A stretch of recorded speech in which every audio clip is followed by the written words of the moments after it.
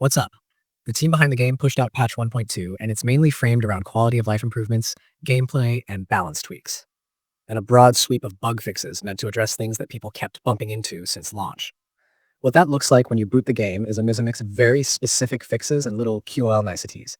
Things like correcting a tremor that would trigger too early, patching situations where boss assists wouldn't apply correctly after respawning, and fixing invisible collision bits that could make progression confusing or outright block you if you weren't lucky. Those kinds of fixes are the bread and butter of a first major patch, and they stack up fast in terms of how much less frustrated you'll feel while playing. On the combat and balance front, the update pays attention to the way inputs and hitboxes interplay. There are tweaks to attack direction logic for D-pad and keyboard users that should help with those maddening misses when you try to pogo or angle attacks. And a couple of boss encounters got hitbox and armor adjustments, so damage feels more consistent and fair.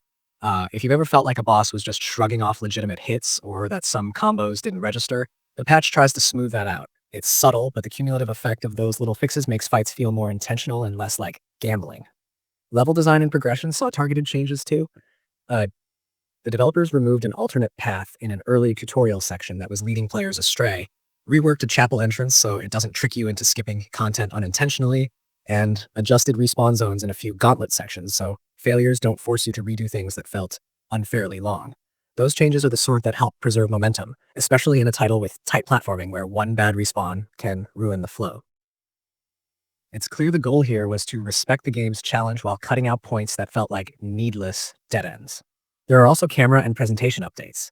A specific fight that had awkward camera behavior has been smoothed, so the screen won't pull weird angles or hide important platform edges during key moments. Camera feel can be surprisingly important in platformers that blend tricky geometry with combat, and this addresses that directly. Alongside that, a handful of visual tweaks make background elements less likely to be mistaken for walkable terrain, which is small but hugely helpful for avoiding accidental deaths that feel cheap rather than earned. On the quality of life side, a few conveniences got speed-ups.